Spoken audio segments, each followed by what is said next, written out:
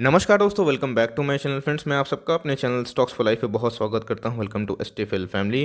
Dear family members, बात की जाए निफ्टी की तो भाई इस वीडियो में दोस्तों तीन बात पता लगाने की कोशिश करेंगे। कौन कौन से फैक्टर्स हैं जो निफ्टी की तेज़ी को और फुल अप कर सकते हैं। अगर निफ्टी करेक्ट होता है तो क्या कंडीशन देखने को मिल सकता है। और दोस्तों इस तेज़ी के मंजर में क्या करें, निवेश करें या फिर प्रॉफिट बुक करने का तलाश करें। और कौन कौन से फैक्टर है फ्रेंड्स जिसको आप सीरियसली ट्रैक करना स्टार्ट करें, तभी जाके आपको नॉलेज खुलेगा दोस्तों। तो कौन कौन से वो फैक्टर्स है और क्या होगी आगे की रणनीति, इस वीडियो में दोस्तों वही पता लगाने की कोशिश करेंगे। और ग्लोबल न्यूज़ क्या आ रही है, आपको पता है कि भारतीय मार्केट के साथ साथ सारे मार्केट तेज हैं। बिकॉज ऑफ भारतीय मार्केट थोड़ा और तेज है क्योंकि बजट बहुत शानदार देखने को मिले थे, अच्छी कमेंट्री देखने को मिल रही चारों तरफ से। तो फ्रेंड्स कौन कौन से वो न्यूज़ हैं जिसका अपडेट रहना आपके लिए बहुत ही ज़रूरी है। तो फटाफट दोस्तों वीडियो को आगे बढ़ाते हैं। चैनल फर्स्ट टाइम में सब्सक्राइब कर सकते हैं इस तरह की कंटेंटफुल वीडियो को सबसे पहले एक्सेस करने के लिए। Now without dealing any further time let's begin. तो गाइस अगर लास्ट ट्रेडिंग डे की बात की जाए तो भाई ट्रेडिंग माहौल कैसा चल रहा है, आप देख सकते हैं कि सेंसेक्स 51,000 के पार जा चुका है। कुछ दिन पहले दोस्तों ये बहुत बड़ा मौका मिला था, इवन प्री बजट के पहले एक डिप आया था, एकदम क्लियर कट बाई था। वैल्यू स्टॉक में दोस्तों जिन्होंने ऐड किया वो 20 से 25% भाग चुके हैं। एनीवेज कोई बात नहीं फ्रेंड्स, मार्केट है, मौका तो मिलते रहेगा। कोई मौका कभी निकलता है तो कभी आता भी है, इस बात को ध्यान रखना चाहिए।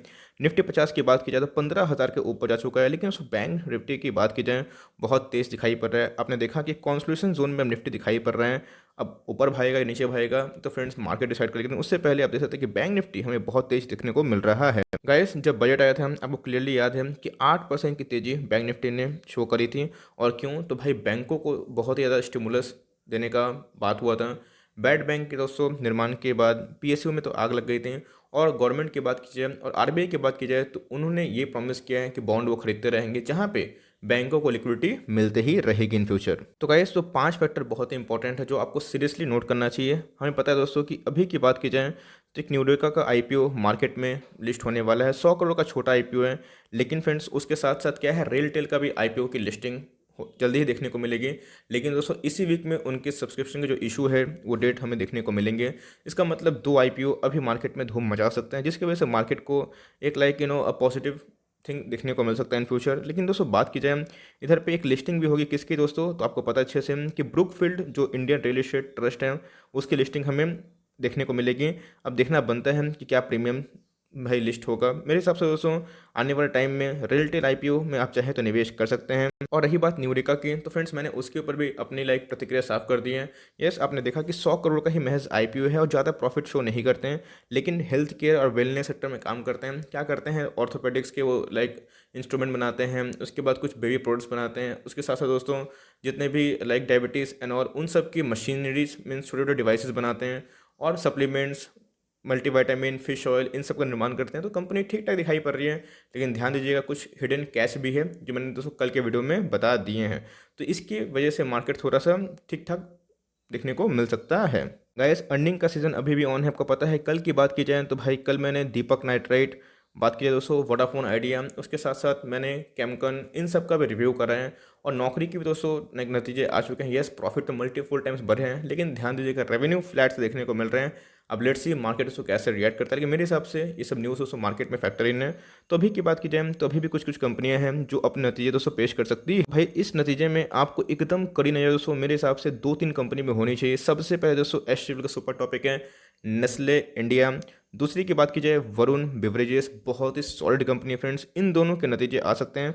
उसके साथ साथ फ्रेंड देख सकते हैं कि अंबुजा सीमेंट भी, बहुत लोग सीमेंट इंडस्ट्री में इंटरेस्टेड होते हैं। आर सिस्टम, ना जाने कितने सारे नाम आप देखने को मिल सकता है। इन सब पे दोस्तों एक बार पढ़ सकते हैं। तो एनीवेज इन दोनों पे दोस्तों आपकी नज़र होनी चाहिए और यही डिसाइड करेंगे कि नेस्ले एक भाई ब्रेक आउट देगा या फिर ब्रेक डाउन देगा। मेरे हिसाब से दोस्तों नेस्ले बहुत ही क्वालिटी स्टॉक है, अगर गिरता है तो आपको एकदम बिना झिझक के इसको उठाना चाहिए। और रही बात वरुण बेवरेजेस की, भाई पेप्सिको कंपनी की अकेली दोस्तों मालिकाना हक की बात की जाए मीन्स एक मोनोपोली क्रिएट करते हैं भारत में, तो जिसकी वजह से दोस्तों ये बहुत ही अच्छी कंपनी मुझे लगती है। तो इन सब स्टॉक पे आपका ध्यान रहना चाहिए, चाहे तो इसको अपने वॉच लिस्ट में भी जगह दे सकते हैं। गाइस जो फॉरेन से पैसे लेके आते हैं बहुत ही इंपॉर्टेंट है। आपको अच्छे से पता है कि डीआईएस कंटिन्यूसली सेल कर रहे हैं भाई, लेकिन वो माल किसको बेच रहे हैं? ऑफकोर्स कोई खरीद रहा है तभी किसी को बेच रहे हैं। तो कौन खरीद रहा है फ्रेंड्स? फॉरेन से पैसे लेके आ रहे हैं, उनको माल बेचा जा रहा है। और आप देख सकते हैं फ्रेंड जब तक ये फ्लो चालू रहेगा तब तक निफ्टी क्या सारे इमर्जिंग मार्केट भागते रहेंगे। निफ्टी में दोस्तों थोड़ा ध्यान इसलिए भारतीय मार्केट में बिकॉज आने वाले टाइम में आईएमएफ ने क्या डेटा शो करा है कि भारत का जो जीडीपी है और भी अच्छा हो सकता है और सबको आउट परफॉर्म कर सकता है, जिसकी वजह से भारतीय मार्केट में दोस्तों सबका एक निगाह जमा हुआ है। लेकिन फ्रेंड्स ये तो लाइक बात की बात है कि हमें क्या देखने को मिलेगा। लेकिन अभी की बात की जाए तो आईएमएफ के अकॉर्डिंग दोस्तों भारत सबसे अव्वल नंबर पर रहेगा, जिसकी वजह से फॉरेन इन्वेस्टर्स का जो यकीन है, भरोसा है, बहुत मजबूत है। और आप देख सकते हैं कि उन्होंने दोस्तों इंडियन इक्विटी मार्केट में कसम खाया है कि भाई पहले बिकवाली किए थे, अब खरीदारी करेंगे। तो in January and February they net bought more than 39,000 crore, बाप रे 40,000 करोड़ के दोस्तों अभी तक वो जनवरी फरवरी में बाई कर चुके हैं, जो अपने में ही दोस्तों बहुत बड़ी बात होती है। और आप देख सकते हैं फ्रेंड्स ये बाइंग बहुत ज़्यादा होती है, और on top of over 1.66 lakh crore of buying in the previous calendar year, thanks to the growth oriented budget, control corona virus infections, smooth ongoing vaccination programme and weakness in dollar. तो आपको पता है दोस्तों कि अच्छे से ये सब बहुत बड़े फैक्टर्स हैं जहाँ पे बजट बहुत एक क्रूशियल रोल प्ले कर सकता था। तो बजट फेवर में था, तो सब ने बहुत ही झूम की लाइक मर्जी दिखाई। दोस्तों आई मीन टू से बहुतों ने लाइक बजट को सोचा था कि नेगेटिव रहेंगे, लेकिन बजट उनके विपरीत जा चुका था और बहुत एक तेज रैली आई और मार्केट इसको लेके बहुत ज़्यादा अच्छा हैप्पी दिखाई पड़ रहा है। और वैक्सीनेशन का प्रोग्राम दोस्तों बहुत ही अच्छा चल रहा है, और वैक्सीनेशन ड्राइव की वजह से मार्केट में अब कोरोना वायरस का फिगर दोस्तों एकदम जा चुका है। और डॉलर की बात की जाए तो डॉलर दोस्तों वीक दिखाई पड़ रहे हैं, जिसकी वजह से एफआईआई बहुत ही ज़्यादा ऑप्टिमिस्टिक दिखाई दे रहे हैं भारतीय बाजारों में। कोरोना वायरस के केसेस की बात की जाए तो भाई सही में दोस्तों प्राउड इंडियन फील आता है, बिकॉज जिस हिसाब से कोरोना वायरस के वैक्सीन में भारत उमरा है दोस्तों, बहुत बड़ी सही में उपलब्धि वाली बात है, हम लोग को गर्व करना चाहिए। The country kicked off the second phase of vaccination drive on Feb 13 for health care workers since the beginning of the first phase on January 16। More than 17 lakh health care workers have been vaccinated. तो friends 80 lakh तक हमें vaccinated देखने को मिल रहा है जो health care worker है। आगे आप देखें तो बहुत ही इंपॉर्टेंट है, India has been using Covaxin, ध्यान दीजिएगा दोस्तों, Covaxin developed by Bharat Biotech and Covishield developed by the Oxford University and AstraZeneca. Covishield is manufactured by Serum Institute of India. तो आप देख सकते हैं फ्रेंड्स की जो वैक्सीनेशन का जो ड्राइव है बहुत सही में स्मूथ जा रहा है, कोई प्रॉब्लम इशू देखने को नहीं मिल रहा है। मेरे हिसाब से दोस्तों मेरे ज्ञान में बस 2 ही न्यूज़ देखने को मिले जहाँ पे वैक्सीन लगाने के बाद किसी को अस्वस्थी हुई, मीन्स थोड़ा प्रॉब्लम हुआ, लेकिन इतने लाख वैक्सीन हो चुके हैं लेकिन दोस्तों कोई भी साइड इफेक्ट देखने को नहीं मिले।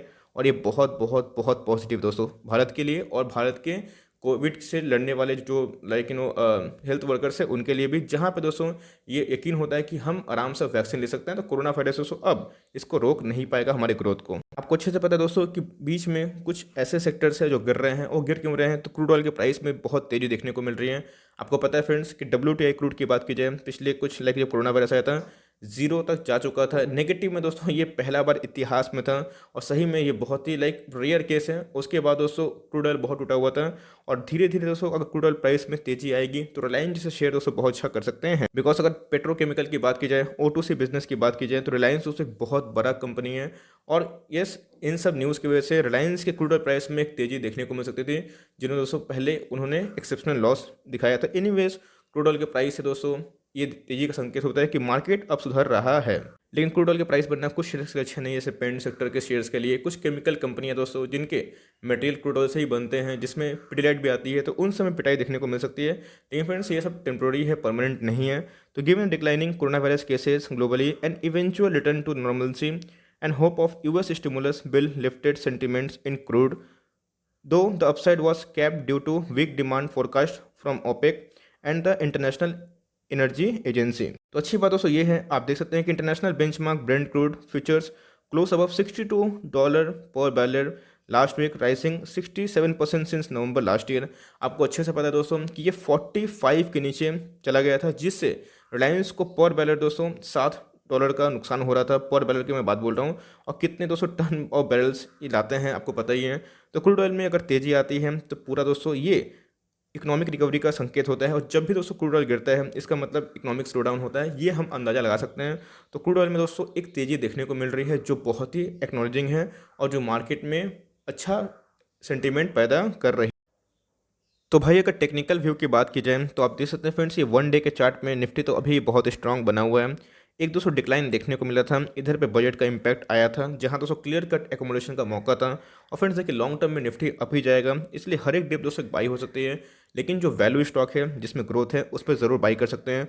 और उसके बाद दोस्तों क्या रफ्तार पकड़ी हुई। लेकिन अभी की बात की जाए तो पिछले कुछ समय से हमें कॉन्सोलिडेशन जोन देखने को मिल रहा है।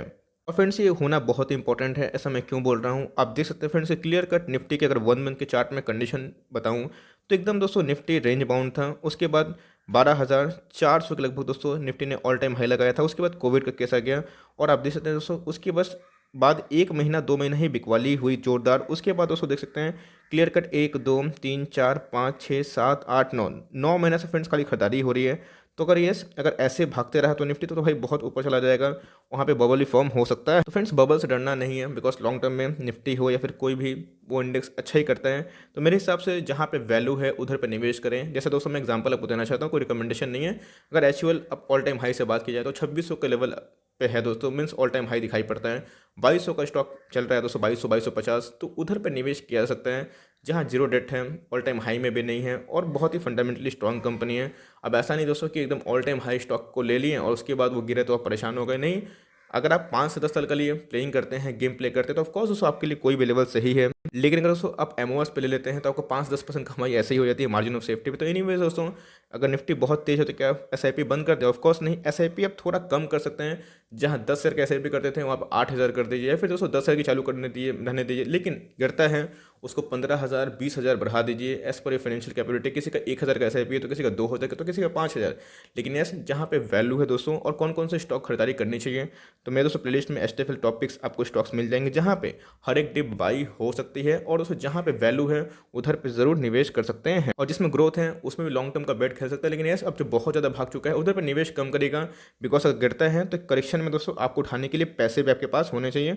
और बल्क निवेश दोस्तों निफ्टी के ऑल टाइम हाई पे करना मुनासिब मेरे हिसाब से नहीं है। आप चाहे तो अपना डिसीजन खुद ले सकते हैं। यस, इस सिस्टमेटिक वे से निवेश करिए और अपने हाथ में दोस्तों कैश रखिएगा, बिकॉज कोई नेगेटिव न्यूज़ अगर सडन आता है तो प्रॉफिट बुकिंग होगी और फ्रेंड्स वो सब प्रॉफिट बुकिंग घुसने का टाइम हो सकता है। ये छोटी सी अपडेट थी कि मार्केट में क्या क्या फैक्टर्स देखने को मिल सकते हैं। आई होप फ्रेंड्स ये वीडियो आपके लिए हेल्पफुल है। अच्छी लगी कंटेंट तो लाइक कर दिएगा, चैनल फर्स्ट टाइम तो याद से सब्सक्राइब कर सकते हैं। फर्दर कोई डाउट है उसको ड्रॉप कर सकते हैं और कोई स्टॉक का रिव्यू चाहिए उसका नाम भी ड्रॉप करिएगा। I would love to make a video on your demand. तो गाइस मिलते हैं जल्दी ही, तब तक के लिए bye. Thanks for friends, God bless you all.